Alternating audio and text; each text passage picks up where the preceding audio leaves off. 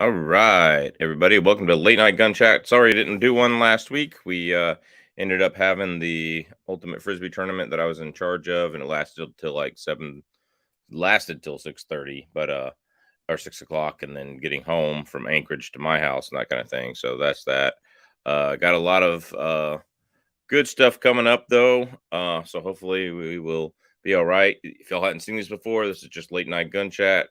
You ask your questions, I give you my answers, and they're worth exactly what you pay for them.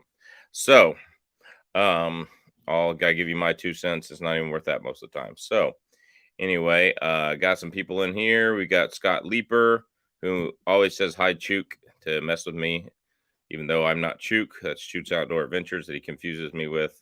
Come on, dude, you're smarter than that, Scott. All right, and then we got Mountain Views in here.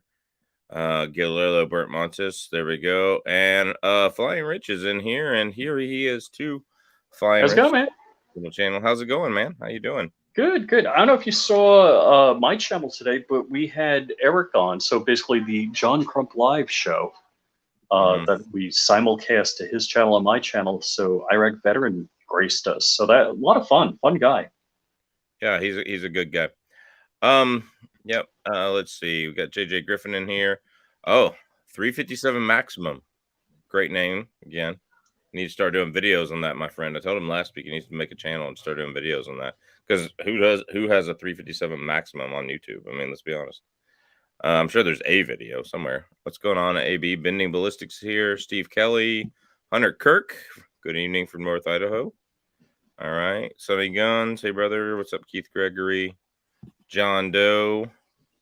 Good. Martin Horst is here. 67 Rebel SST AMC. Did I miss Joe Jeffries? Yeah, Miss Joe Jeffries is here.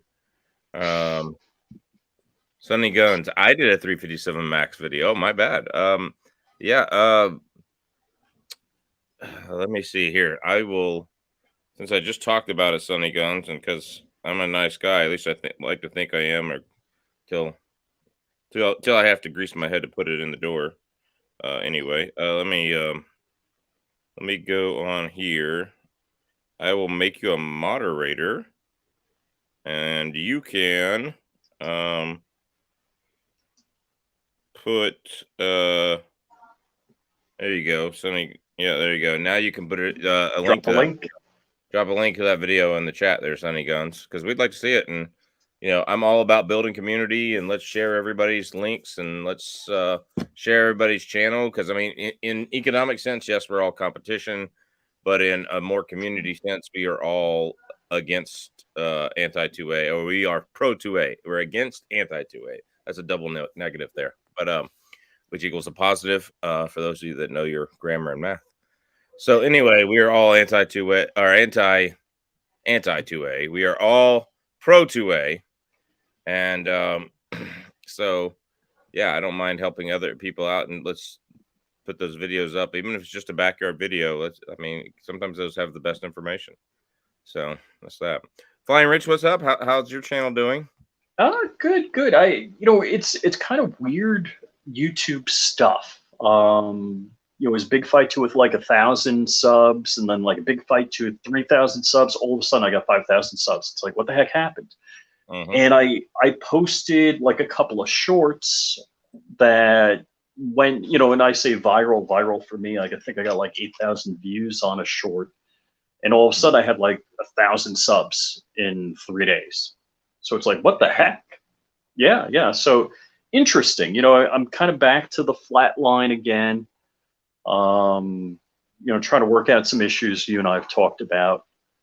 Mm-hmm. So I think I'm getting there. I think I'm curing the yellow dollar for fever. Yeah. All right. Let's see. All right, our first question of the night from Giller Burntmont. He lives here in Alaska. Hi, just bought my first reloading equipment. Planning to reload 44 mag, 7mm rim mag, and 264 Win mag and 30-06 for now. Any recommendations? Get as many Barnes LRX bullets as you can. 44 mag. I mean, the CKB cast bullets that I just did the 10mm video on. He's supposedly sending me some 44 Magnum as well. So I would look into his hard cast bullets. I mean, that thing went through a thick dinner plate and 6-7 soda jugs into the 7th soda jug, it'll go through anything you need it to go through. That was in 10 millimeter and 44 mag. It'd probably go through 12 of those. So I'm reloading curious. What kind of reloading gear does this guy have? Is it like a Dillon 650? What's he got? Yeah. Yes. Yeah. So what'd you get? And that's that. But any recommendations? Yeah. Just buy all the primers you can find, even if they're not for, even if it's like large rifle instead of large rifle Magnum, you can always trade them. Mm-hmm. Yeah. Oh, good point. That is a good point. And, like if you're loading 5.56, for example, you can get small rifle Magnum primers and just back your powder charge down a little bit. I mean, usually all it takes, if you're at max, all it takes is 3 to 5/10 of a grain, and you're fine, safe. And I know, and I've done it a couple of times. I know people have used large rifle Magnum in like a 7mm 08. I did this once, and with a 150 grain full charge load, and it had no issues. So, I wouldn't want to go do 17 reloads in the same casing like that, but or even 5. But that's what I had at the time, and I didn't want to. I wanted to save my large rifle for 6.5 Creedmoor, so I just like, okay, and the full charge because I wanted to do that. So I got a question on reloading. I'm getting a 50 cal upper from Safety Harbor Firearms. Would I want to reload 50 cal? Yeah, your powder charges are interesting. So let's see, like On the cheapie, I could get like a Lee single stage. you have to get the right one because not all presses will are large enough to accommodate. Right. Lee does like a 50 cal specific. They do a 50 caliber specific. That's I figured they did. Let me look this up right quick and I'll answer your question. I'm just gonna go to the Hornady manual, okay, because it's the easiest to look it up. It's not always the hottest, okay. And my internet next to the mountain here is so slow. I apologize. And I'm probably pixelated. Got to get Starlink. Yeah, I got to get Starlink when it gets here. 50 BMG. I've never looked it up before. They are using a 36-inch barrel by Macmillan for their ballistics, which to me is amazing. So mine's going to have a 29. Okay, that's good. So you get a couple of different powder choices, or about 5. They have H50 BMG from Hodgson, Vitavori 24N41, Vitavori 20N29, US 869, and Alliant Reloader 50. The only one of those I've seen lately, I have seen some US 869 in the last 6 months, but some H50 BMG, I've seen that lately here in the store.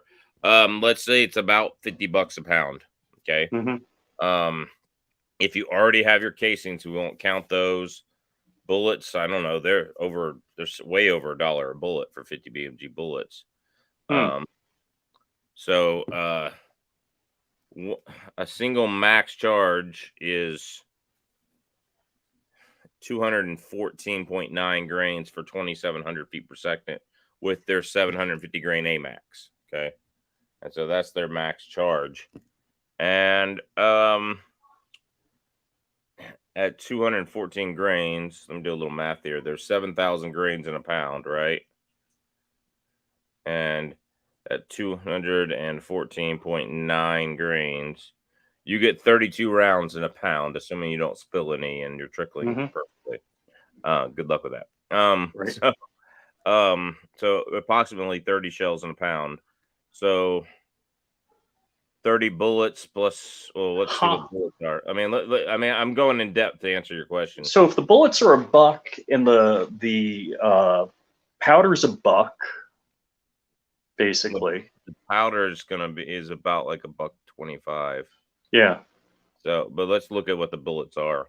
I'm going to go to Midway right now, there might be better deals out there. I'm sure there are. But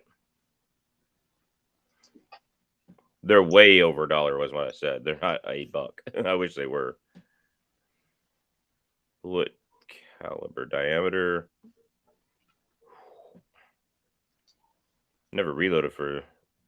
Is it 0.505 inches? I would guess. No, these are like for the lever action Gibbs, 505 Gibbs. Let's go to what caliber?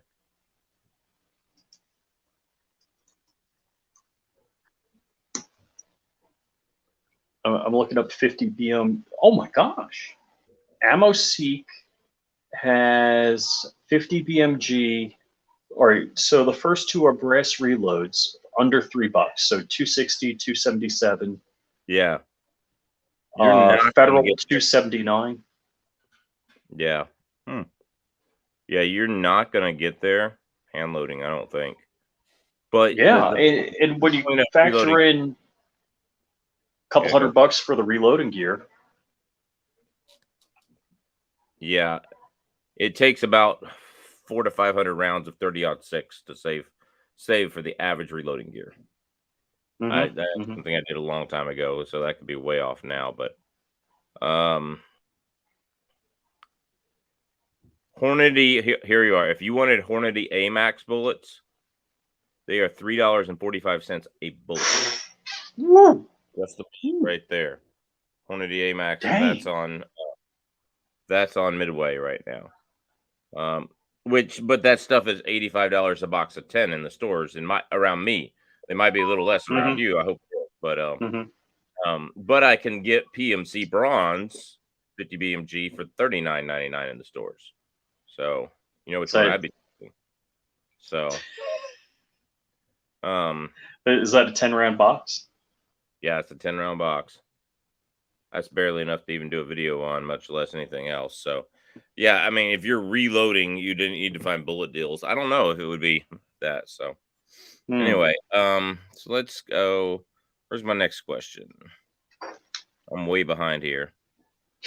Darth Yogi says he'll follow the flow and not rattle up a crowd on an off subject. Yeah. Couple of questions. Not sure if you talked about the MCX Spear. What do you think about it? What do you have to say about the 6.8 by 51? I think it's a great concept. I mean, so my question is they supposedly done all this testing because they've been testing on that for years now. The Army has actually had all three of the competitor weapons in their hands and done long-term testing on them for years. So my question is, did SIG buy out the contract by going low and gonna have to fix all those guns like they did with the the P320, the piece, what do they call it, the P17 or whatever it is now, M17? Did they buy it out and when it really should have been another contractor, or is it really a good rifle? When you're talking about that steel case head and then a brass case body, that's supposed to be able to take in a lighter weight machine gun, a 13-pound machine gun versus like a 26 or whatever the M240 Bravo was or whatever. And now you've got that kind of pressures that are 80,000 psi. So the whole point was for it to get 3,000 feet per second with an armor-piercing bullet in a 14-inch barrel. So 14-inch. Wow. yeah.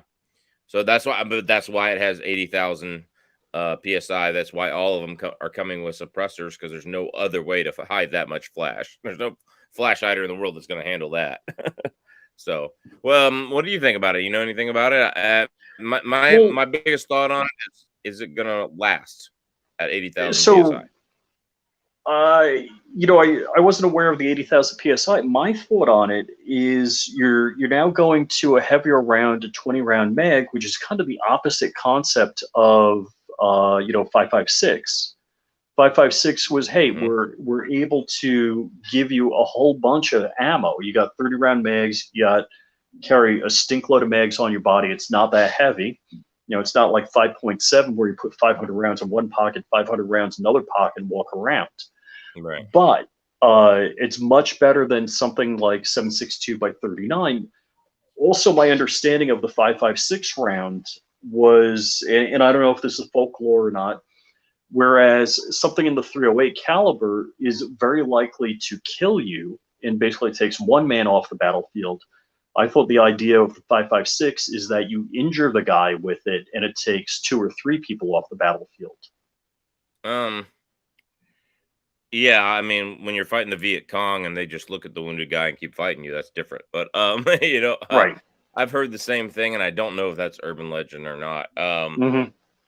My take on it is the original 20-inch guns were designed to have the jackets ripped off and designed for the round to tumble. Hmm. Because Hmm. the M193, the 55 grain bullets were going so fast, like 3,300 out of that gun or whatever, 3,200 or whatever they're supposed to go. And then they tightened up the twist rate from 1 in 12 to 1 in 9 or 1 in 14 to 1 in 12 or something like that. And the bullet didn't tumble because it was too stable. Um, and so it ended up being just a wounder. And, people would, when it was first tested by the special forces in Vietnam, they were like, yeah, it ripped a guy's arm clean off because they hit him right here and the bullet tumbled. Yeah, of course it ripped guy's um, arm clear off. But, and so it probably did have that effect. So I think if we can equate it more to World War II, you're going to see your frontline units having the SIB MCX spear, your tip of the spear units, your special forces and all that kind of stuff, and maybe some frontline units. But your main battle groups are sticking with the M4, M16 right now. Um, and then I think the M4, M16 will get regulated to you know, duty for the rear echelon people. I think you'll start seeing it for like you saw the 30 carbine for Hmm. World War II. Sergeants and people Well, want to carry something light. They'll carry their yeah, M4. that's another interesting thing that you kind of brought up is there are stories in Iraq that an M14, I'm sorry, an M4 wasn't good enough to get Mhm. through stuff, and they're bringing back the M14s. Yep, So people could shoot a 308 through, something that would block a bullet that an M4 wouldn't make it through. correct. And part of it is, and then there's the other thing is that after 100 yards or 100 200 yards, the M4 did nothing on impact on the target. It just zipped a little hole right through, and the bad guy kept going. He was wounded. He was possibly even going to die in the next few minutes, but Hmm. then a lot can happen in a few minutes on a combat field.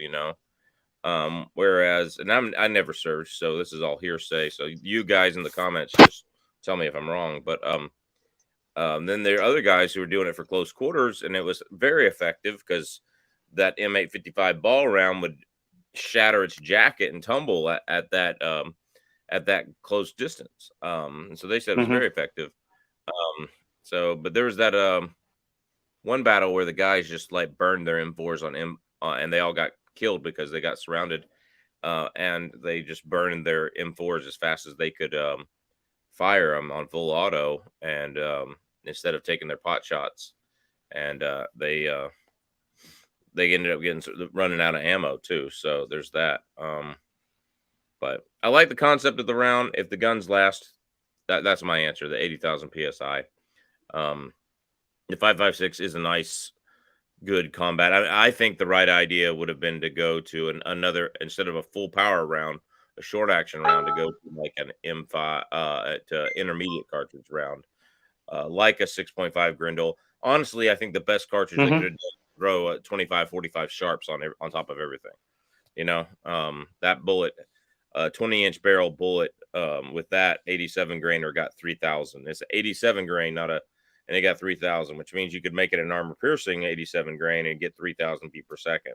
And yeah, Hmm. okay, Hmm. it's a longer barrel, but it's a 20-inch AR-15 platform. That's still not as heavy as an AR-10 style platform. Right. That's 16 inches. So that's the way I see it. I personally think they should have gone that route. I think the 25, 45 Sharp's really underrated as an AR cartridge. It's better than six. It may not have the ballistic coefficient of a 6 ARC, but I think it's more velocity with less barrel. So that's where I'm going. All right. Martin Horst, do you have any thoughts or experience with the 45 Super? Yes, I have tons of comparison videos on my channel I have at least 4 that I can think of between 45 Super and 10 millimeter. I know I've got the 225 grain 10 mil versus the 45 Super 255 grain. I've got 200 grain in both using hand loads in both of those. I've got the extreme penetrators as well, and I think I got something else. Oh, heavy full metal jacket, like heavy bonded full metal jacket loads, and they'll all work. Both of them will work for bear. 45 Super is going to give you a little more recoil. For less, it's going to give you a little less penetration. That being said, 45 Super is the only bullet I have shot through the head of a grizzly bear and pulled the bullet out the shoulder of the grizzly bear. I have, if you go look at my grizzly bear, where I got a small grizzly bear, it was a small one. It was a 6 foot 300 pounder, so he wasn't it wasn't a huge bear, but he was That's small. Yeah, but he was big enough to eat me. So and he was coming my direction, and he was curious. So, and I was about 2 miles back off the road by myself, hunting, and I'm like, if I shoot this bear, all I got to do is peck it out. If I don't shoot this bear, I'm gonna have to shoot this bear and prove that it was self-defense. So go ahead and shoot the bear. All right, and that's the bear rug you guys see in the videos.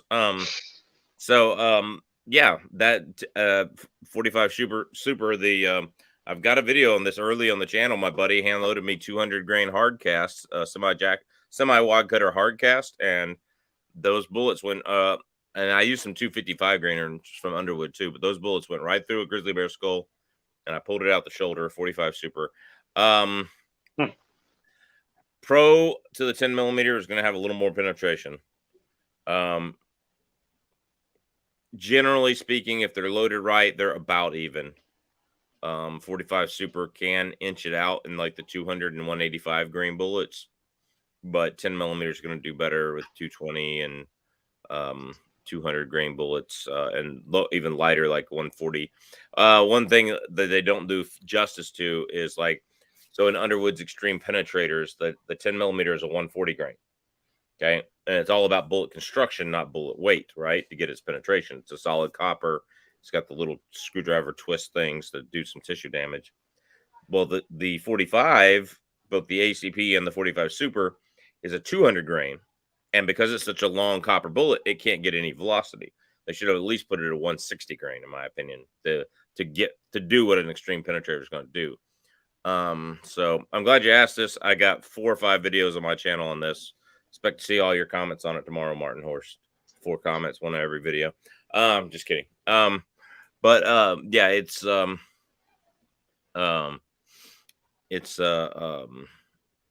it's a good cartridge. I first got into it because I didn't have a lot of money when I moved up here, and I had a Glock 21 already, and I could spend $900 on a Glock Model 40 and then a KKM barrel and then a night sights and spend $1,000-$1,200. Or I could take my gun that already had night sights that I already owned and put a new barrel in it and a compensator and some mag springs and spend about $300. So I got into that, and at that time here in Anchorage, I wasn't reloading, but you could find 45 Super on the shelf, and the buddy who got me into it also reloaded for me. So we got some insane velocities. I think we got 1394 with the 200 grain bullet. Now, that is with my 6.61 inch barrel. So I have a overcompensating barrel on that thing, for lack of a better term. That's not a good term. Sorry. So anyway, thoughts on 45 Super. Rich, you got any thoughts on this, or is it? No, I'm, I just have like 45 ACP, and I just got a 10 mil P80 I haven't put together yet. So not a whole lot of experience with something like 45 Super. Cool. Yeah. So the other thing, and Mr. Guns and Gear had a video yesterday. I think I shared it, as well as Mac Military Arms Channel had a video several months ago, comparing the 45 Super to in ballistics gels. 45 Super with a hollow point is, generally speaking, and horrible. Mac had different results than Mr. Guns and Gear, but I would not want to use 45 Super for. It would make a great Sky Marshal gun, because it's going so fast, and the 45 ACP hollow points they load them up with are not designed to go that fast. They will just flatten out. So if you're worried about over penetration, such as in an airplane, I guarantee you a 230 grain spear gold dot would stay in somebody's head, in their head. Which putting a round through the airplane isn't that bad either. You know, No, it's not. But people you know, talk that up, and not a yeah, big deal. but it's talked up so much that they want Sky Marshals to have low Well, penetrating. all right. So it's not bad going through the pressure wall of the fuselage. What's bad is if it goes through, a vital component in the wing or severs, something important. That's where it's important. But Yeah, it's not like popping a balloon. no, absolutely not. All right. If you ever done any pistol work, no, but I've had rifle work done there, and they're awesome. Go use them, John Doe. Arctic Ammo, go use them. Yep, absolutely. Joe Jeffries, did you get out and break in your 338? I have not broke in my 338 yet. Nope. I don't even know where that gun's sitting. It was right here. I've not broken in my 338. My hunting rifles right now are my 7 mag and my 6.5 by 284 Norma. That's what I'm hunting. So, are you going to use the 338 for hunting? Probably not unless I get something. I'm mostly caribou hunting this year. Probably not going to moose hunt. And I am hunting with my 6.5 by 284 until I kill something with it. Starting probably tomorrow night, I'll probably carry it up the hillside away from my house tomorrow night. And I've already hunted with it a few times this year. So that's my gun. It's the most accurate rifle I have, so I'm gonna shoot stuff with it. And a 127 grain LRX out of a 6.5 will kill anything you want it to kill if you put it in the right place. But that being said, I think he meant, did you get out and break in your 300? Which is what I did. I did go out and break in my 300 mag. So we'll see how that progresses, and can I find a load that it shoots accurately. I got 1.25 inches. I'm about halfway through the process. Break-in process. Got 1.25 inches in the wind and rain. So it was gusty wind and raining, and I got 1.25 inches about halfway through the break-in process. Didn't really take the time between shots either, so I don't complain about that. All right. Whoa, I didn't mean to go all the way down to the bottom. Clover tax here. Hey, Clover. Whoa.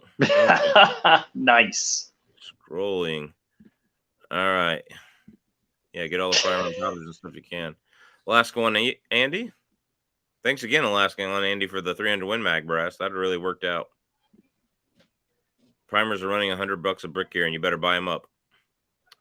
I know it's off topic, but what was your work email again? I have some 6.1. I can't give you my work email, but you can give me Alaskan Ballistics at Gmail is my my YouTube email. Alaskan Ballistics at Gmail. I do have a day job because YouTube don't pay enough, nor do they promote our videos enough. So, yep. Press for a 50 BMG is a hefty price tag. So, good to know. Yeah, 10 millimeter all the way because of ammo availability and some ballistics just per se. Unless you already have 4 gun, then you go 45 gun, then you go 40 super or 40 for 60 rolling. There you go.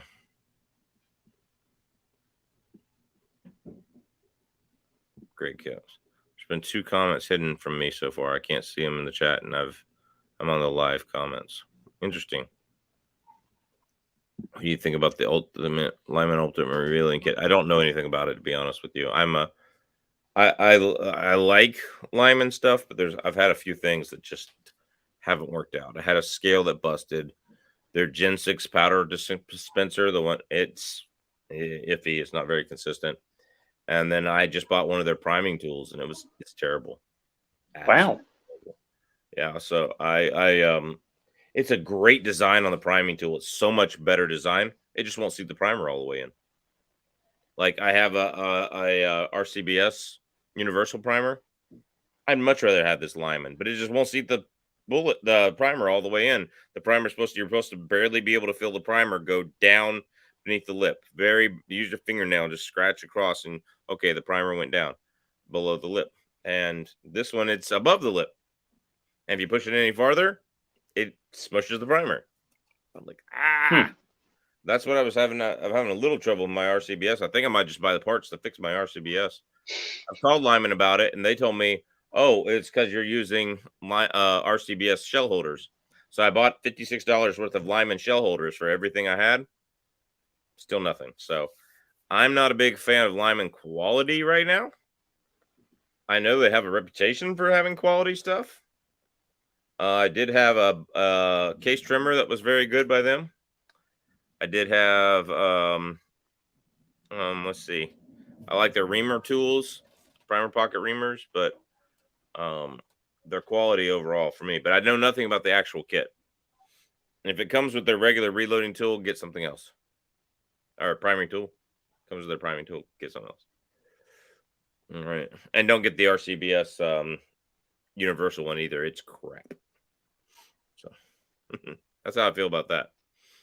You got any answers to that, Mr. Rich? Nah.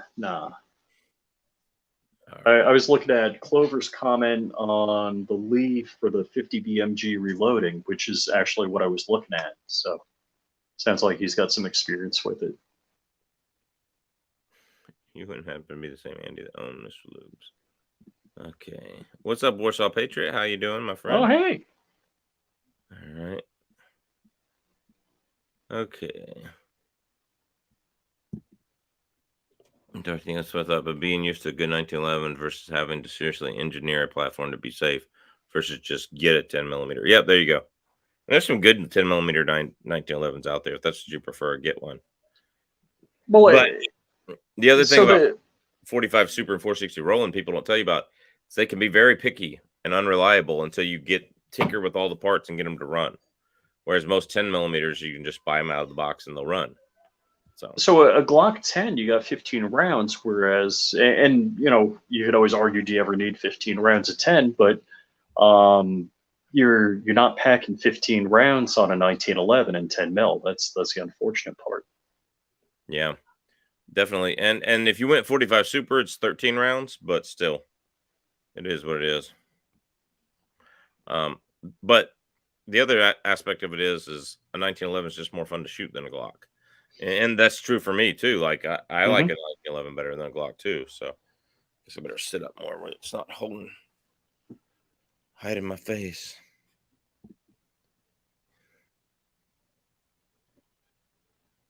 Huh. Interesting. All right. There are great 1911s that run 10. I have a T operator and it runs beautiful. Yeah, the T operator is nice. Okay. What's up, Philip Mullis? How's South Carolina doing? I use Hodgson for my 50 BMG reload. So it sounds like Bending Ballistics is the guy you need to get over and check out. Yep. Opinion on Alan West saving the NRA by replacing NRA's Wayne LaPierre. Well, anybody's better than Wayne LaPierre. Hey, it's funny. Crump did a story on this, and I kind of talked to Crump about it today. I had a very high opinion of Alan West. Alan West was my congressman here in Palm Beach, and I could be just like talking BS. So you like you said earlier, it's free advice. It's worth what you paid. There were some shenanigans in Port St. Lucie, which is just like a county north of me, and Alan West didn't do anything to dispute it, and he moved to Texas and took some job. So it kind of sounded like he golden parachuted out of Congress. And I don't know if that makes him a good guy, bad guy, whatever guy, but I was very disappointed that he didn't stay and fight. But again, you know, I'm not shoving millions of dollars in his pocket. So yeah.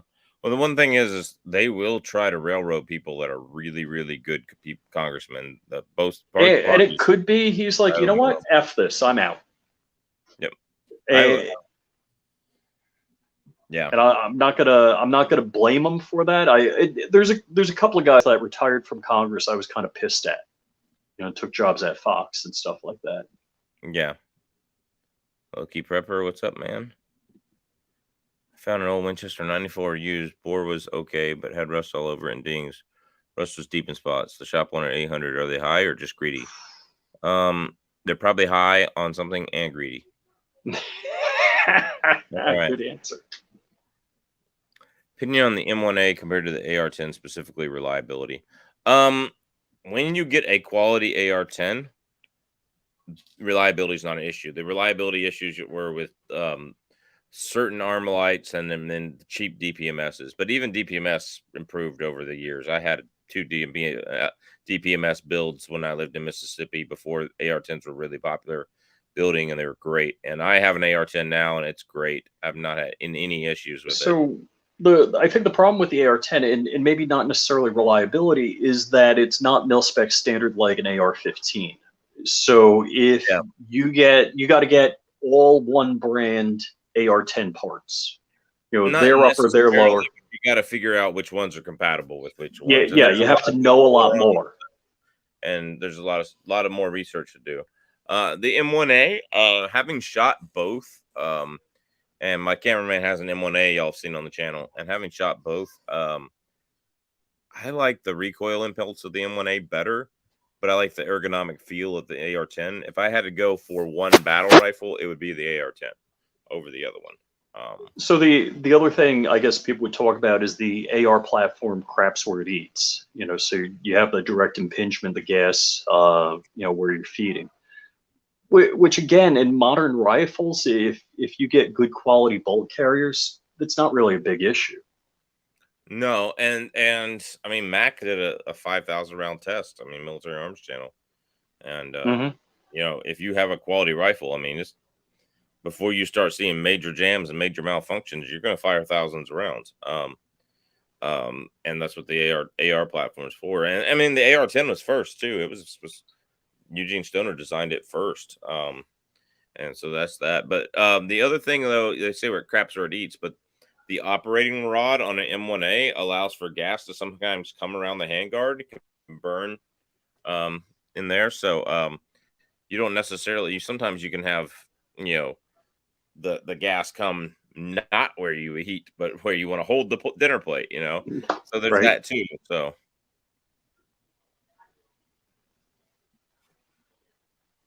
okay. When I was in the Navy shooting at Somali pirates, the M16 worked well. The Marines with us had issues with their M4s. Yeah. Yep. The M16 is a much better battle gun than the M4, in my opinion. The M4 is a room clearing gun. Um, if you build a good quality M4, you're fine, but the M16 is a much better battle gun. So, I mean, any thoughts on that, Rich? No, I don't have any practical experience, so.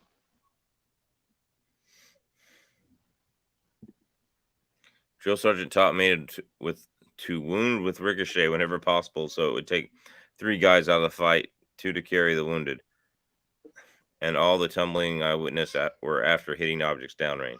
There you go. Night fire with tracer showed trajectories really well. Yep. Also show your location very well. I've been told. I mean, am I wrong, Matt? Matt, if I'm wrong, let me know. Oh, Hello from Montana. Okay. I just got informed I need to walk the dog. There you go. 6.5 Grindle for the win. 45 doesn't have the distance. Maybe not. I mean, but it's got a lot better speed with the same barrel length. 6.5 Grindle requires a 22-inch barrel to get all those ballistics, and um, same thing with the 6.8 SBC. It requires to get all those really high ballistics. It requires a long barrel, and so that the 22-45 can do it in a 20-inch barrel, which is a nice combat length, then the other two can do it. So, all right, Rich, you got to go, I Yep, guess. yeah, I'm gonna bolt. Hey, thanks for having me on, Chuck. Yeah, no problem. Sounds like the boss lady's telling you to go. So come Yep. on over anytime, man. All right, buddy. Thank you. Yeah, no problem. All right. Was thinking of getting a 44 Magnum Ruger Super Red Hot with a scope. What do you think of that? What are you using it for? Um, but yeah, I mean they're great guns, so get it. But what are you using it for? I would never have a scope because of where I live, because I need it for quick bear defense. But if you're using it for deer hunting, get it. Yeah. So if I missed a question, I'm sorry. Ask me again. Buy the Primal Rights Competition Primer Cedar. Yep. We'll look at that. Still want to know more about the 50 450 USD. I can't even find it anyway, but it looks cool. Yeah, it does. All right. You're not wrong, Chuck. Not happening. Rhino State Senate not going to co-sponsor any House bill. Further, top two GOP campaign contributors are anti-2A. Yeah, that's probably true. Yeah, do you think DeSantis in Florida? No, didn't DeSantis betray gun owners earlier?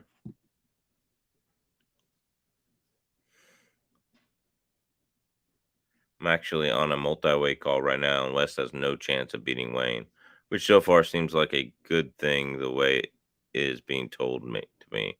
Swapping one problem for another. Yeah, there you go. And then West thought about running for Texas governor, then he gave that up. Sounds like he's just hunting a job where no work is required. Wow. Um, he's a good analyst on Fox. Just let him be an analyst on Fox. So, Florida state senators exist solely to advance specialist interests. Okay, that's probably most state senators, but yeah, probably them especially. Emailed you about the rest of them, but I meant YouTube. Forgot about the teaching job. Brain fart. Yeah, no problem. Thank you, Daniel. Appreciate it.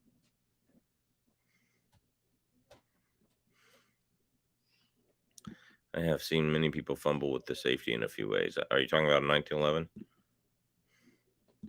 Using Lee auto prime for years with no issues. Cool. No safety on a G20 better. Getting hot. Yeah, I bet down there. It's warm here. It's 60 degrees here. So anyway, well, Rich has left us, and I see no more questions. So I'm going to spend some time with my family, and I've got to get my video ready. It probably won't be up tomorrow. It'll probably be up Thursday or Friday. My video probably not be up tomorrow. So I'm going to go ahead and sign out, have a little short chat tonight. Gonna eat something, dinner, and then come back here and work on my video. So guys, thank you very much. God bless. Take care. We will see you at the range. If there's any questions I didn't get to, drop them in the comment, in the chat comment. Drop the question in the chat section. Don't forget, we got a new t-shirt store. We got MeWe, all that stuff. Go check out all the affiliate links. So God bless. Take care. We'll see you at the range.